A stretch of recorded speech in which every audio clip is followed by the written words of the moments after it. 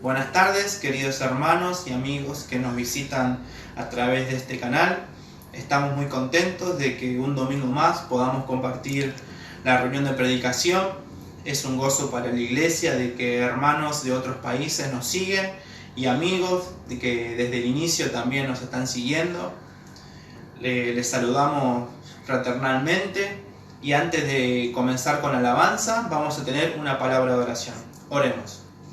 Bendito Dios, te damos las gracias porque tú estás con nosotros. Gracias, Padre, porque podemos compartir esta reunión.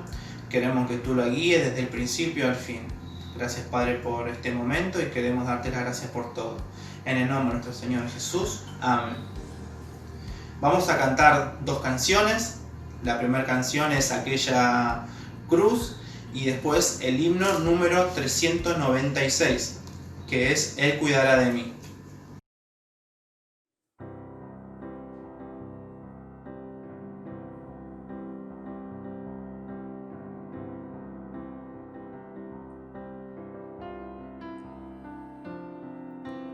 El Cordero que sufrió, traicionado fue, el precio de nuestra maldad fue puesto sobre él.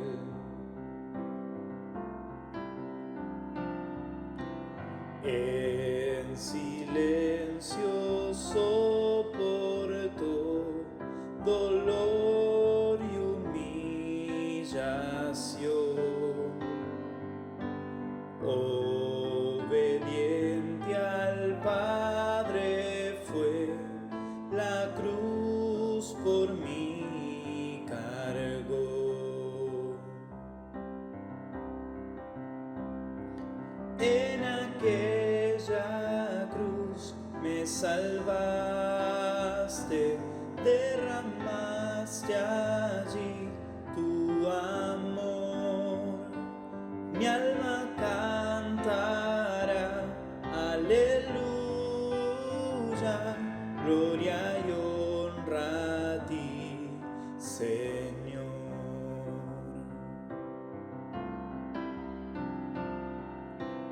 Unigénito de Dios, viniste a redimir y perdonar a todo aquel que se acerca a ti. En aquella cruz me salvaste, derramaste allí tu amor. Mi alma cantará, aleluya, gloria y honra a ti, Señor.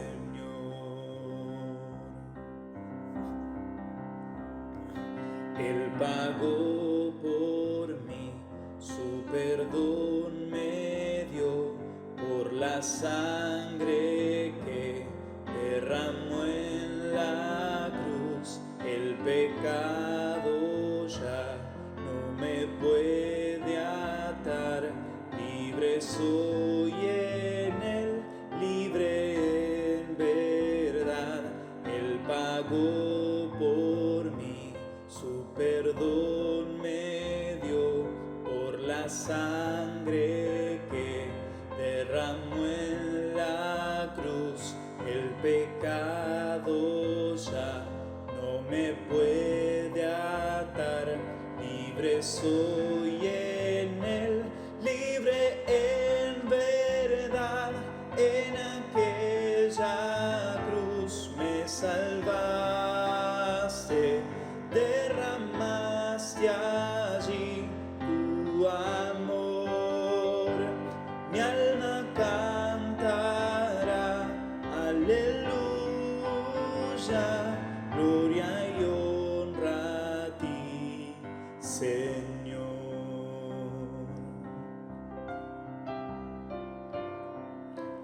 A la muerte él venció, la tumba abierta está.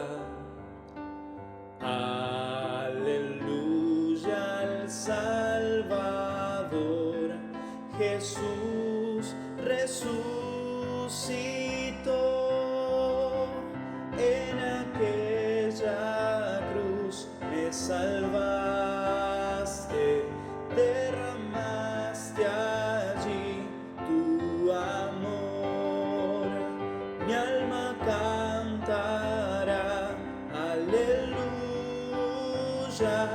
gloria y honra a ti, Señor. Gloria y honra a ti, Señor.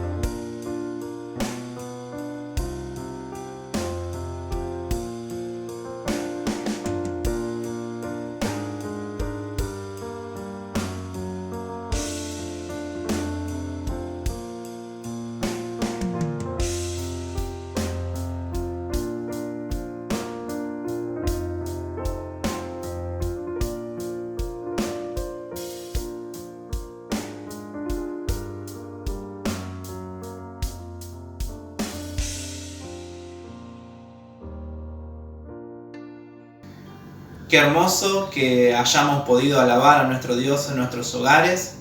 Ahora vamos a tener la parte central, que es la predicación, que está a cargo de nuestro hermano Fernando Belcolle, que es anciano en la iglesia de Salcedo. Fernando Belcolle, que Dios te bendiga. ¿Qué tal, hermanos de Peleta? ¿Cómo están ustedes? Un gusto de poder acercarme a ustedes a través de este medio. Les agradezco la invitación. Quiero transmitirles los saludos de la iglesia de Calle Salcedo aquí en Wilde. Y bueno, también por supuesto los saludos de mi familia y decirles que los queremos mucho. Una iglesia tan amada, con hermanos y amigos también muy queridos allí en Espeleta, con quien nos conocemos, ¿verdad?, hace tantos años. Y bueno, quisiéramos estar personalmente, pero las circunstancias hacen que nos veamos o nos acerquemos de esta forma virtual, ¿no? Que Dios los bendiga, los prospere y los esté guardando también en este tiempo, en estos días de tanta ansiedad y en esta situación tan especial que está viviendo el mundo.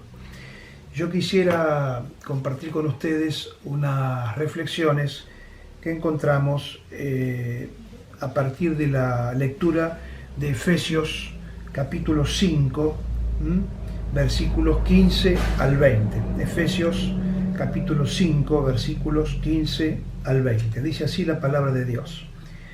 Mirad pues con diligencia cómo andéis, no como necios, sino como sabios, aprovechando bien el tiempo porque los días son malos.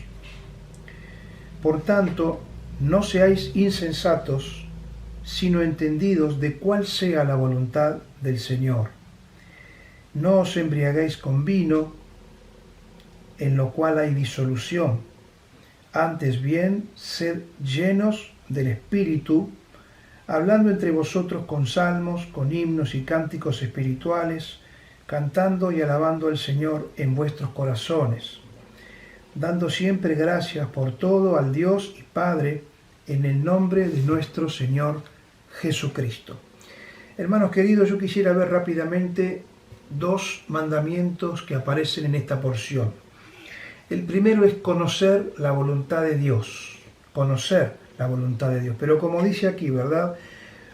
No como insensatos, sino conocerla como entendidos. Y el segundo mandamiento es ser llenos del Espíritu Santo. Aquí la palabra nos da esta frase, sed llenos del Espíritu Santo. Aparece como una orden, como un imperativo, ¿verdad? Y así es realmente, hermanos. Estas dos, estos dos mandamientos aparecen en este capítulo 5. Ustedes saben que esta carta a los Efesios la podemos dividir muy claramente en dos partes. Los primeros 3 versículos se refieren a algunas verdades muy profundas y preciosas, verdades espirituales que tienen más bien que ver con lo teórico, con un perfil más bien teórico. El apóstol Pablo habla allí, por ejemplo, de las bendiciones celestiales con las que fuimos bendecidos al conocer a Cristo como Salvador.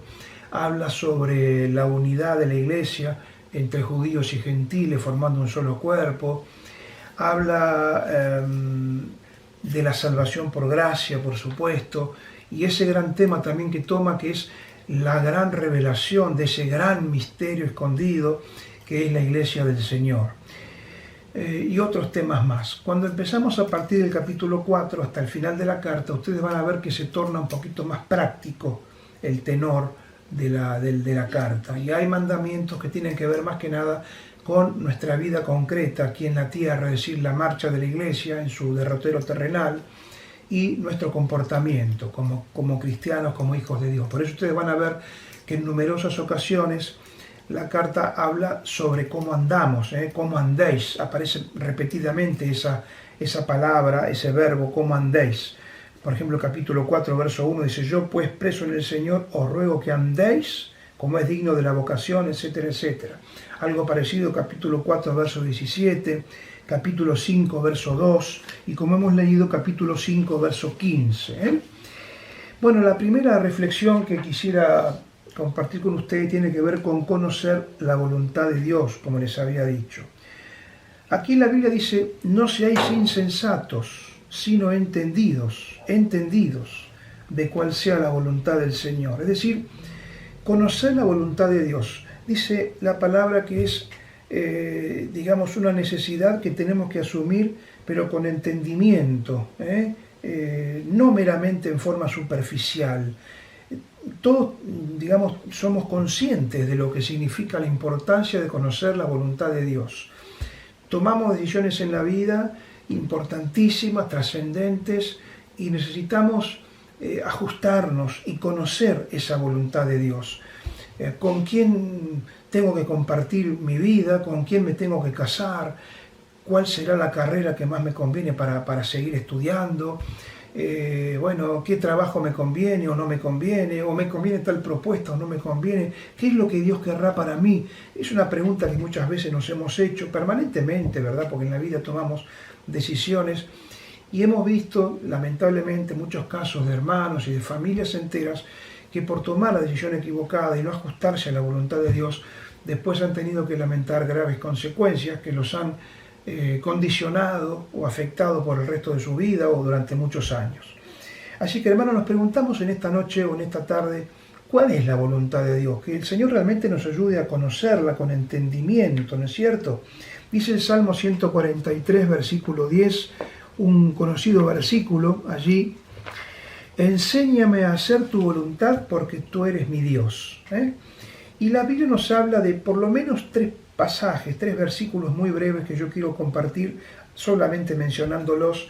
Dos de ellos en la primera carta a los tesalonicenses, y el tercero está en la primera carta de Pedro, que nos revelan de alguna manera cuál es la voluntad de Dios. ¿Cuál es la voluntad de Dios para mi vida? Bueno, dice primera Tesalonicenses, capítulo 4 y versículo 3.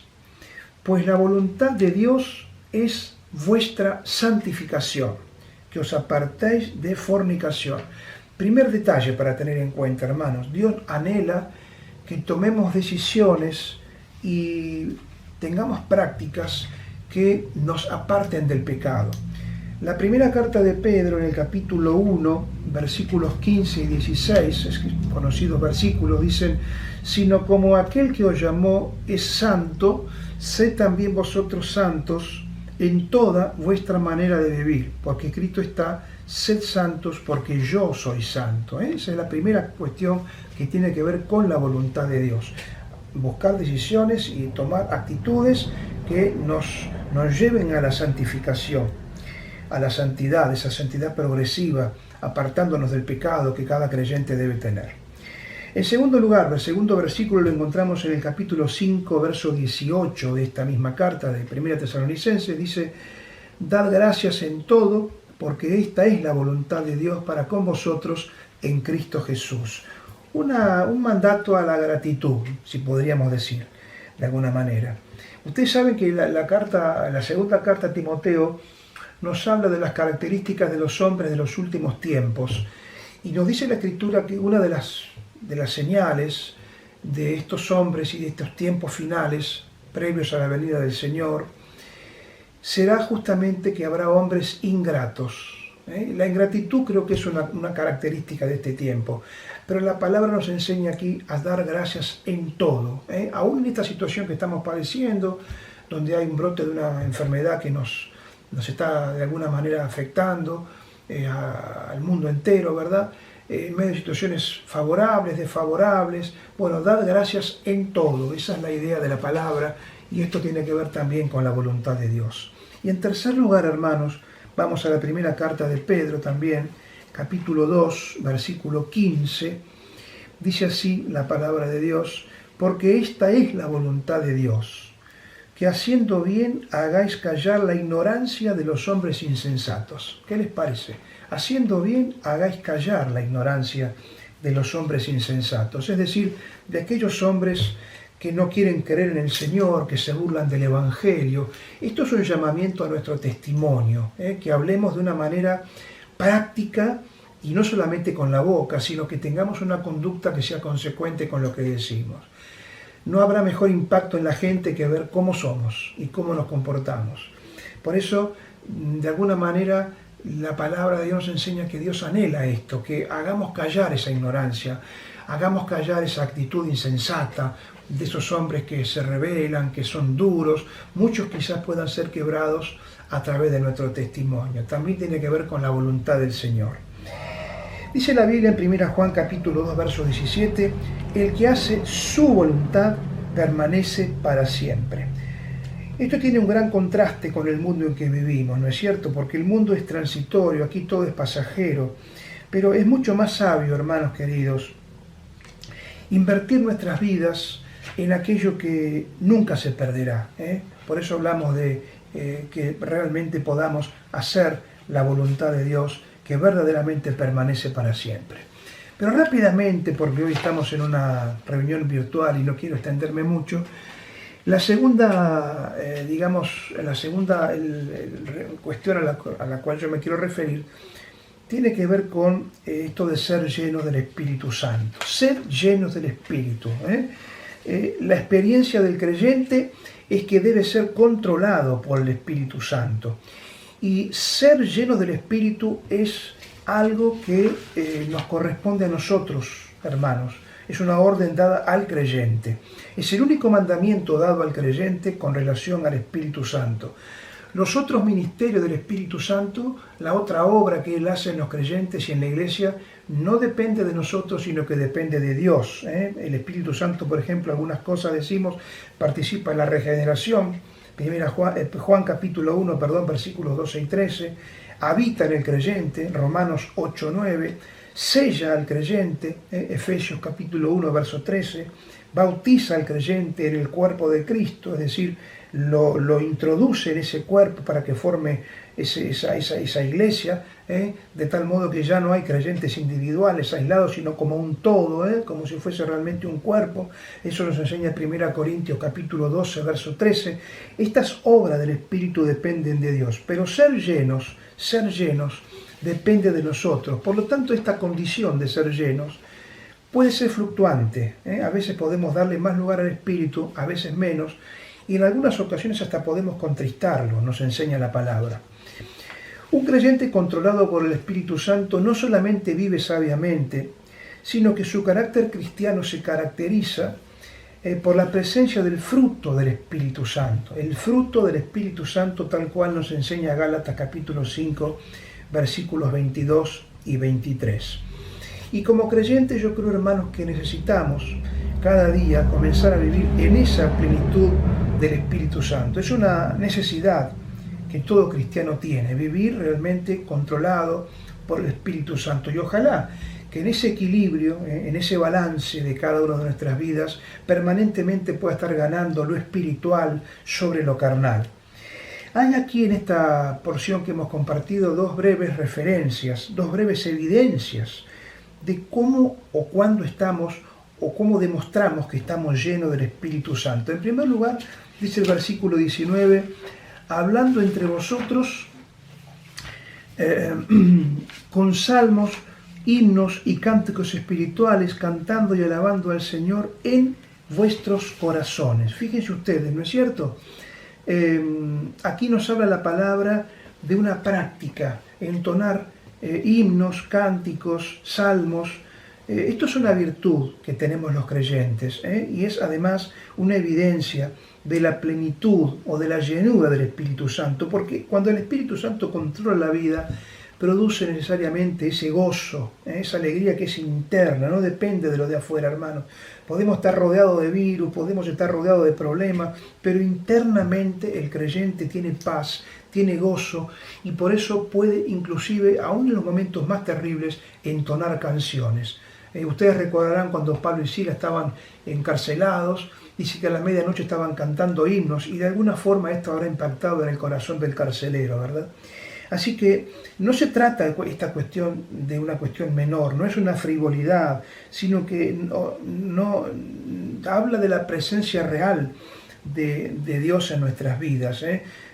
No cantamos por un mero entretenimiento. Cuando estamos en la reunión y estamos cantando, o estamos en casa haciendo la reunión virtual y estamos alabando, no es un entretenimiento, no es para pasar el tiempo, es realmente la expresión de un alma que ha sentido la llenura y la presencia del Espíritu Santo, que nos da gozo y nos da paz en medio inclusive de las peores tribulaciones. Y en segundo lugar, hermano, la otra evidencia que aparece la encontramos en el versículo 20. Dice allí, dando gracias siempre a Dios por todo, dando siempre gracias a Dios. Bueno, tiene que ver esto con lo que decíamos al comienzo, es decir, el hecho de ser agradecidos, de ser personas que aprendamos y sepamos agradecer. La Biblia aquí no nos dice de cuándo, sino que dice siempre, es decir, en tiempos de bendiciones y cuando las cosas también a veces no nos van tan bien, ante las bendiciones conocidas, que a veces recibimos porque las pedimos, y bueno, también por bendiciones que a veces ni siquiera reconocemos, porque Dios nos bendice permanentemente y está con nosotros de día y de noche, compartiendo su presencia y su cuidado. Así que, hermanos, la palabra nos dice aquí, ¿no? Dando siempre gracias. Y fíjense que este versículo habla de siempre, no hay términos medios. Y el que compartimos de 1 Tesalonicenses dice todo, tampoco hay términos medios. Son siempre palabras que hablan en términos de absoluto, de algo que debe hacerse permanentemente. Es decir, otra evidencia de estar lleno del Espíritu Santo es dar gracias a Dios, una actitud de agradecimiento. La plenitud del Espíritu Santo produce una vida de agradecimiento, de manera que podamos dar gracias sinceramente a Dios por todas las cosas. Hermanos, que Dios nos bendiga y que podamos vivir de esta manera, cumpliendo estos dos sencillitos mandamientos, pero muy profundos, ¿no? Que tomamos así superficialmente. Conocer la voluntad de Dios. Señor, ayúdame a conocer tu voluntad. Tengo que decidir una cuestión. Enséñame. Quiero hacer tu voluntad apartándome del pecado, siendo agradecido, teniendo una actitud, digamos, de testimonio ante los demás, que ninguna cosa que yo decida afecte estas condiciones. Y también, Señor, ayúdame para que pueda vivir a estar lleno de ese Espíritu Santo, que pueda estar en plenitud y en permanente comunión con vos para tener verdaderamente una vida, aún en medio, como decíamos, ¿no?, de tantas condiciones adversas, podamos igualmente, hermanos queridos, sentir y gozarnos en la presencia de Dios obrando en nuestra vida. Que Dios les bendiga.